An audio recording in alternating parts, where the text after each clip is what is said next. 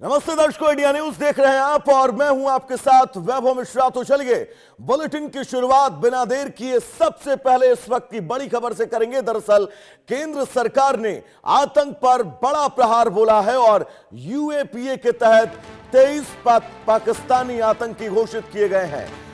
जैश और लश्कर से जुड़े आतंकियों पर शिकंजा कसा है। नगरोटा सुंजवान हमले से जुड़े नाम भी इस सूची में शामिल हैं। आतंकवाद के खिलाफ भारत ने एक और सख्त कदम उठाया है। केंद्र सरकार ने गैर कानूनी गतिविधियां रोकथाम अधिनियम यानी यूएपीए के तहत एक साथ 23 पाकिस्तानी नागरिकों को आतंकवादी घोषित कर दिया। गृह मंत्रालय ने इन सभी के नाम यूएपीए की चौथी अनुसूची में क्रमांक 58 से 80 तक शामिल किए हैं। जानकारी के मुताबिक सूची में शामिल अधिकांश लोग पाकिस्तान में रह रहे हैं और उनका संबंध जैश ए मोहम्मद, लश्कर-ए-तैयबा जैसे प्रतिबंधित आतंकी संगठनों से है। इनमें कई ऐसे नाम हैं जिनका संबंध नगरोटा और सुंजवान जैसे बड़े आतंकी हमलों से जोड़ा जा रहा है। सरकार का कहना है कि कार्रवाई आतंकवाद के खिलाफ भारत की जीरो टॉलरेंस नीति का अहम हिस्सा है। यूएपीए के तहत आतंकवादी घोषित किए जाने के बाद उन व्यक्तियों के खिलाफ कानूनी कार्रवाई, उनकी गतिविधियों और उनसे जुड़े नेटवर्क पर शिकंजा कसने की प्रक्रिया और ज्यादा मजबूत हो सकेगी। केंद्र का यह कदम सीमा पार आतंकवाद के खिलाफ भारत के सख्त रुख का एक और स्पष्ट संदेश माना जा रहा है। हमारे साथ हमारे सहयोगी जावेद जुड़े हुए हैं तमाम जरूरी अपडेट्स के साथ। जावेद, केंद्र सरकार की यह सूची और जिनमें 23 पाकिस्तानी आतंकियों का नाम शामिल है, ये इन पाकिस्तानी आतंकियों के लिए कैसे मुसीबत बन सकता है आने वाले वक्त में, और आगे मास्टर प्लान क्या होगा भारत सरकार का इन आतंकियों पर नकेल कसने के लिए, पूरे विस्तार से दर्शकों को समझाइएगा। देखिए, भारत सरकार आतंकवाद और ड्रग्स को लेकर पहले से जीरो टॉलरेंस पे काम कर रही है और अब आतंकवाद जिस तरीके से हाल के दिनों में अगर हम बात करें, रिसेंटली जिस तरीके से दिल्ली पुलिस की स्पेशल सेल और देश की पंजाब स्पेशल फोर्स की बात करें, यूपी एटीएस की बात करें, राजस्थान एटीएस की बात करें, जिस तरीके से शहजाद भट्टी, अजमल गुजर और अंडरवर्ल्ड डॉन दाऊद इब्राहिम के हैंडलर्स को उन्होंने पकड़ा है, जो भारत की खासतौर से देश की राजधानी दिल्ली में आतंकवाद को और टेरर एक्टिविटी को एग्जीक्यूट करना चाहते थे। उसके बाद से लगातार भारत सरकार इस पर काम कर रही थी और कई बड़ी मीटिंग उन्होंने लिया था कई अधिकारियों के साथ। और जिस तरीके से यूएपीए के चौथे शेड्यूल्स में जिस तरीके से 50 से लेके 80 के बीच में करीब 35 आतंकियों के नाम को शामिल किया गया है। ये वो आतंकी हैं जो जैश ए मोहम्मद, लश्कर-ए-तैयबा, इंडियन मुजाहिदीन और पाकिस्तान की रेसिडिंग जो आतंकी संगठन है उससे जुड़े हुए हैं। देखिए, इसमें सबसे जो एक नाम सामने आया है वो मोहम्मद मुसादिक है। इसके अलावा अगर हम आपको बताएं कि इस लिस्ट में जो नाम है वो मोहम्मद सादिक आमिर का नाम है। इसके अलावा मोहम्मद हमदी, मोहम्मद सादिक अल हदल का नाम शामिल है। ये वो आतंकी हैं जो इंडिया के जम्मू कश्मीर की अगर हम बात कर रहे थे, नागरोटा और सुंजवान में जिस तरीके से आर्मी कैंप में जिस तरीके से आतंकी हमले को अंजाम दिया गया था, उसमें कई देश के जवान है वो शहीद हुए थे। इसमें ये जो आतंकी संगठन है जैश ए मोहम्मद, खास तौर से जिस तरीके से मोहम्मद सादिक जो है इसका नाम सामने आया है और भारत सरकार की इस लिस्ट में इसका नाम बाकायदा शामिल है। इसके अलावा कई और आतंकी हैं जिनको मोस्ट वांटेड का दर्जा दिया गया है। खास तौर से ये वो आतंकी हैं जो भारत में लॉजिस्टिक सपोर्ट से लेके अपने टेरर ऑर्गेनाइजेशन को फाइनेंशियली तौर पर मजबूत करना, इन्फिल्ट्रेशन यानी घुसपैठ तरीके से आतंकियों को भारत के सरहद में अंदर दाखिल करवाना, इसके अलावा जो ड्रग्स मॉड्यूल से टेरर ऑर्गेनाइजेशन को यहाँ पे मजबूत करना जिससे कि वो भारत में आतंकी संगठन जो है एक्टिविटी उसको अंजाम दे सके। इसके अलावा जो है यहाँ पर किस तरीके से हैंडलर्स को खड़ा करना, और सबसे बड़ी बात जो गृह मंत्रालय जिस तरीके से एक लिस्ट जो जारी हुई है इस पूरे टॉप आतंकियों का, उसमें ये जिक्र किया गया है कि ये लोग सोशल मीडिया के जरिए भारत में जो खास तौर से मुस्लिम समुदाय के जो यूथ है या उसके अलावा जो गैंगस्टर्स एक्टिविटी के जो लोग हैं, जो हाल में जिस तरीके से कुछ गैंगस्टर्स के हैंडलर्स पकड़े गए हैं जो भारत के खिलाफ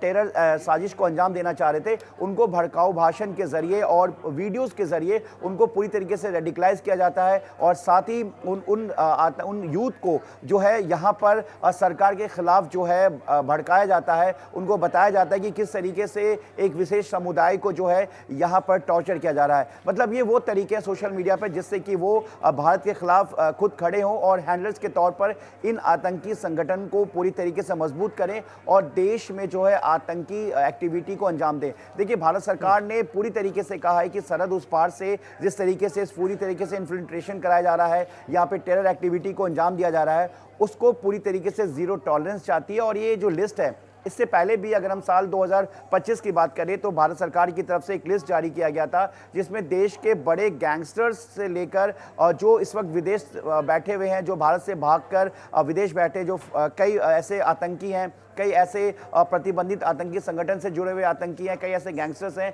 जो इस वक्त भारत के बाहर पाकिस्तान में बैठे हैं और वो वहाँ पर बैठकर अपने हैंडलर्स के जरिए भारत के में दिल्ली की बात करें या दिल्ली के अलावा पंजाब की बात करें, उत्तर प्रदेश की बात करें या साउथ इंडिया की बात करें, वहाँ पर अपने हैंडलर्स को पूरी तरीके से एक तरह से स्ट्रॉन्ग पिलर के तौर पर खड़ा करना चाह रहे हैं और यहाँ पर भारत के खिलाफ साजिश रचने की कोशिश कर रहे हैं, जिसको लेकर अब भारत सरकार पूरी तरीके से। जावेद, एक सवाल मैं आपसे और करना चाहूंगा क्योंकि कल की खबर है गुजरात एटीएस ने 8 आतंकियों को पकड़ा और इनके कनेक्शन सीधा लश्कर तैयबा से थे। आप सोचिए, गुजरात के अंदर इन्होंने एक पूरी चैन बना रखी थी कि कैसे आगे आतंकी गतिविधियों को अंजाम देना है। श्रीगंगानगर हो, जैसलमेर हो, आप जम्मू कश्मीर जाएं तो जम्मू कश्मीर में जितने भी सरहदी इलाके हैं वहां से घुसपैठ और घुसपैठियों का पकड़ा जाना लगातार जारी है। इन मामलों के बीच ये एक्शन क्या उस घुसपैठ पर, क्या उस स्लीपर सेल्स पर रोकथाम लगा पाएगा, जिन स्लीपर सेल्स के चलते लगातार देश में तमाम आतंकी गतिविधियां हमेशा घटित होती रहती हैं? देखिए, जिस तरीके से आपने ये सवाल पूछा, आपको जानकर हैरानी होगी कि अब पाकिस्तान की जो खुफिया एजेंसी आईएसआई है, वो जो जैश ए मोहम्मद है, लश्कर ए तौयबा है या इंडियन मुजाहिदीन है या इसके अलावा the TRF, the resident front, जो कि हाल में ही पहलगाम अटैक में जिस ऑर्गेनाइजेशन का नाम सामने आया, अब इनको छोड़कर पाकिस्तान के गैंगस्टर्स और अंडरवर्ल्ड डॉन शहजाद भट्टी को भारत में टेरर मॉड्यूल और टेरर एक्टिविटी की जिम्मा उन्होंने दी है, एक बड़ी जिम्मेदारी दी है। यानी कि अब जो आईएसआई अपने आतंकी संगठन का जो पैटर्न है वो चेंज कर रही है, क्योंकि ज़्यादातर देश की जो खुफिया एजेंसी की बात करें या देश की सेंट्रल एजेंसी इन्वेस्टिगेशन की बात करें, एनआईए की बात करें, हाल ही के दिनों में लगातार ताबड़तोड़ एक्शन के साथ दिल्ली, एनसीआर और देश के अलग अलग राज्यों में इन्होंने इस पूरे नेक्सस को तोड़ने की पूरी कोशिश की है और कई संदिग्ध गिरफ्तार हुए हैं। देखिए, जिस तरीके से आपने गुजरात की बात की, ये लश्कर तौयबा के जो ये हैंडलर्स हैं, अब ये ओवरग्राउंड वर्कर्स के तौर पर, जिस तरीके से जम्मू कश्मीर में पहले अंडरग्राउंड वर्कर्स होते थे और 95 से पहले, अब वो पैटर्न चेंज होकर ओवरग्राउंड वर्कर्स है, जिन्होंने पहलगाम अटैक में भी